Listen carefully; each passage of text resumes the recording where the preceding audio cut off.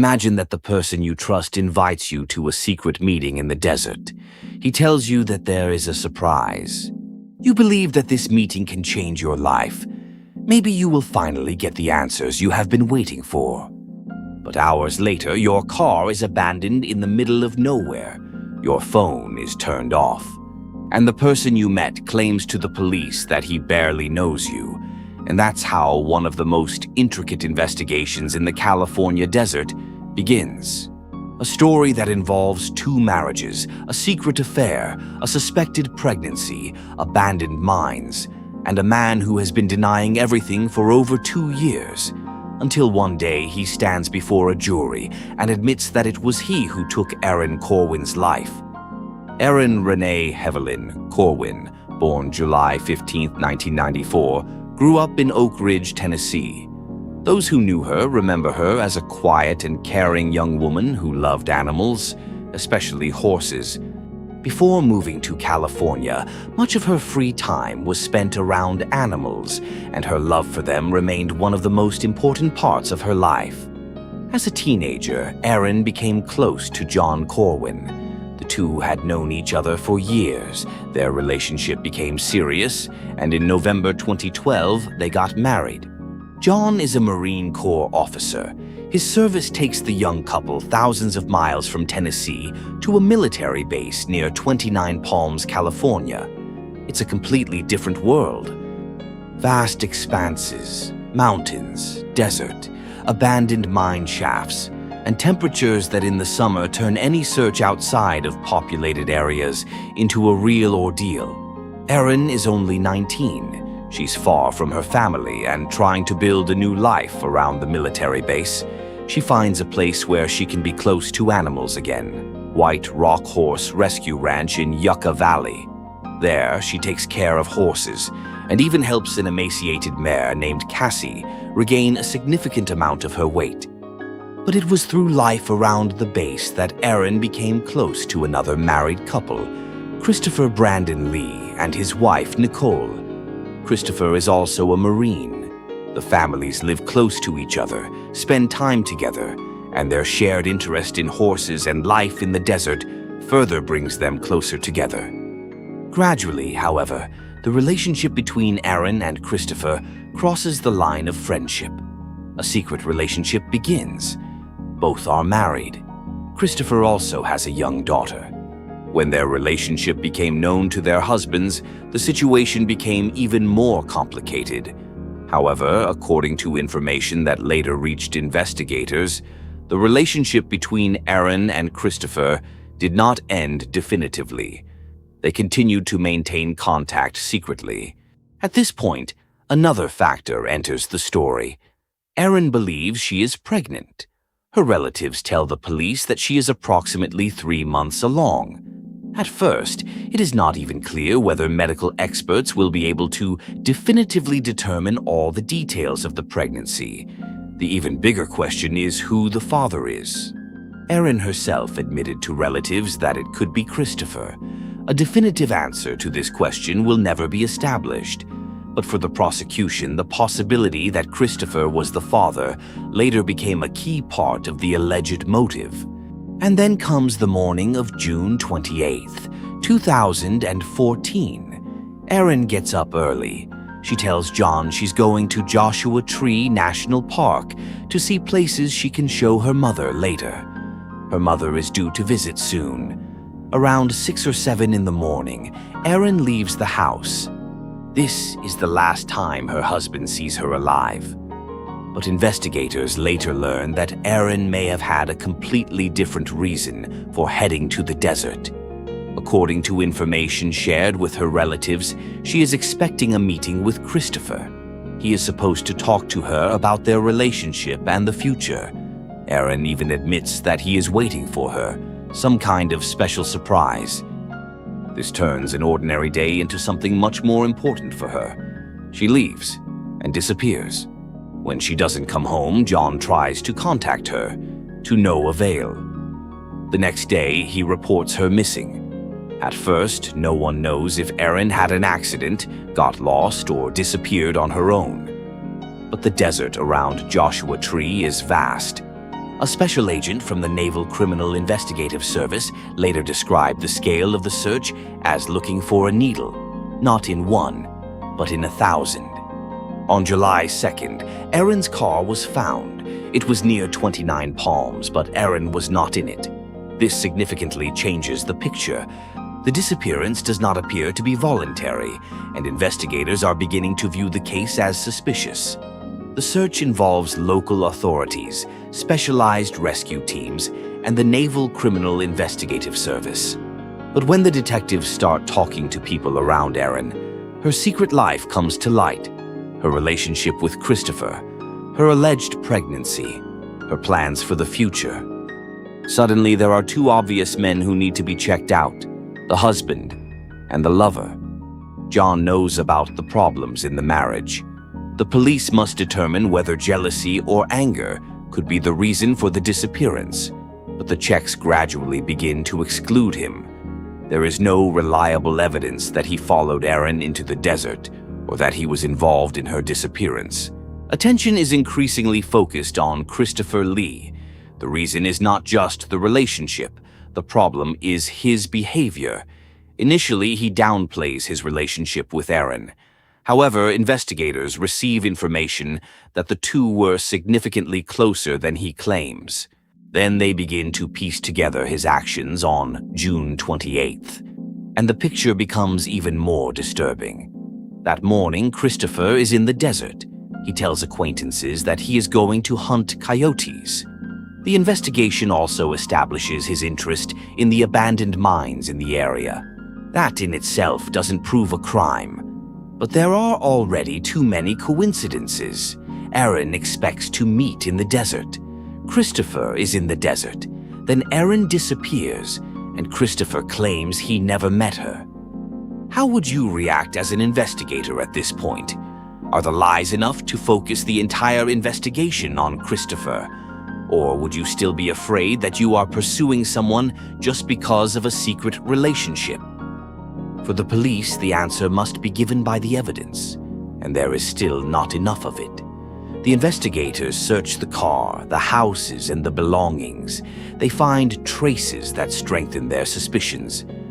But they do not have the most important thing. They don't have Erin. They don't have a crime scene.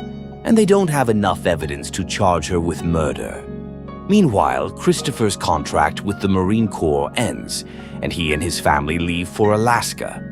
The man, who is already being watched with great attention by the police, finds himself thousands of miles from California. But the investigation doesn't stop. The desert around 29 Palms is dotted with old mine shafts. Some are easily noticeable. Others almost blend into the terrain, and according to investigators, their number is over 1,000. The teams search a huge area in unbearable heat. This goes on for weeks. One after another, old mines are checked. Nothing. Then, new information comes in. People who know Christopher talk about his interest in mine shafts. Photos also emerge from his previous visits to the desert. Experts are using imagery, terrain features, and available information to narrow down the search area. But time is running out. After nearly 7 weeks of searching, resources are running out. August 16th is set to be one of the last days of the massive operation. And just then, a team reaches yet another abandoned mine. At first glance, it's just another hole in the endless desert. But this time, something is different. An unusual smell is coming from the shaft. The team used a camera to look inside. Due to the shape of the shaft, the first images did not give a clear answer. More attempts are underway. Finally, deep beneath the surface, something is seen that changes the search forever: a human body. The extraction operation is complex and dangerous.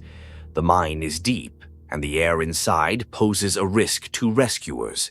When the remains are finally removed, the identity is established through dental records. It is Erin. Nearly 7 weeks after the disappearance, the search is over. But the murder investigation is just beginning. The body was dumped deep into the mine shaft.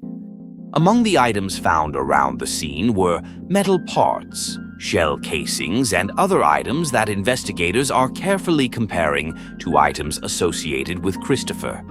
Authorities say shell casings with certain markings found near the body match the characteristics of ammunition found in his belongings.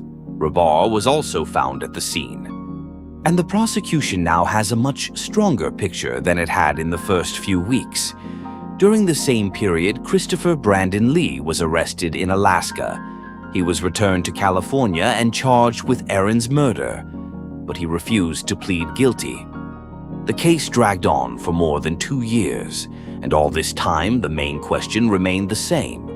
What exactly happened in the desert on June 28th? The trial finally began in October of 2016. The indictment details Aaron's relationship with Christopher, his actions before the disappearance, his interest in mines, the items found with the body, and his attempts to downplay their relationship. According to the prosecution, the murder was not spontaneous. It was planned. Christopher lured Aaron to the remote area where there were no witnesses and where he had the perfect place to hide the body, and the reason, according to the prosecution, was fear that the alleged pregnancy would expose the affair and destroy his marriage and life. But then the trial takes a turn that almost no one expects. Christopher takes the stand to testify. Up until this point, he has maintained that he did not kill Aaron. In front of the jury, that changes. He confesses. Yes, he's the man who killed her. He confesses to strangling her with a homemade device and then throwing her body down the abandoned shaft. But the confession comes with a new story. According to Christopher, the murder was not premeditated. He claims that during their conversation, Aaron made a confession related to his young daughter, which filled him with rage. This claim only emerged at the trial, and there is no independent evidence to support it. The defense strategy is now obvious. The question is not whether Christopher killed Aaron. He already admits that himself. The question is whether the murder was premeditated or committed suddenly in a fit of anger. The difference could change the verdict. But the prosecution asks a simple question. If it all happened spontaneously, why do so many elements point to preparation? Why is the meeting in the remote desert? Why does Christopher know so much about the abandoned mines? Why does he have the homemade weapon used against Aaron? Why was the body hidden after the murder in a place where hundreds of people could not find it for almost 2 months? And why did he repeatedly deny ever having even met her? The jury must choose between 2 versions. One is Christopher's version, a sudden fit of rage. The other is the prosecution's version, a prearranged meeting with the intention of preventing Aaron from returning from the desert. On November 3rd, 2016, the verdict came. Christopher Brandon Lee was found guilty of first-degree murder. The jury also accepted the special circumstance that he had been waiting for the victim. On November 29th, the court sentenced him to life in prison without the possibility of parole. Christopher later appealed. He argued that the jury should have been given different instructions that would have allowed them to assume that the murder was not premeditated. The appeals court did not accept this argument. The verdict stands. But one question in Aaron's story never gets a definitive answer.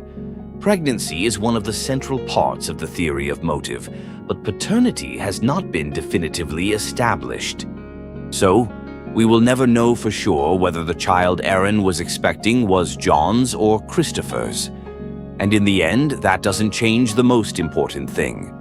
Aaron was a 19-year-old young woman who believed she was going on a date with a man she trusted. She didn't come back. And the man who, for more than 2 years, denied killing her, finally confesses to the crime in his own words.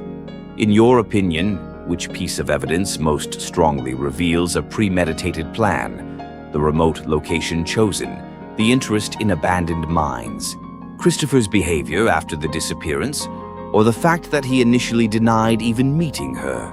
And do you believe that the confession he made in court was an attempt to tell the truth, or a last-ditch attempt to avoid the harshest sentence. If you want to watch more similar crime stories, tap on the pictures that will appear at the top of the screen. Thank you to everyone who stayed with the story until the very end. Write your opinion about the case in the comments.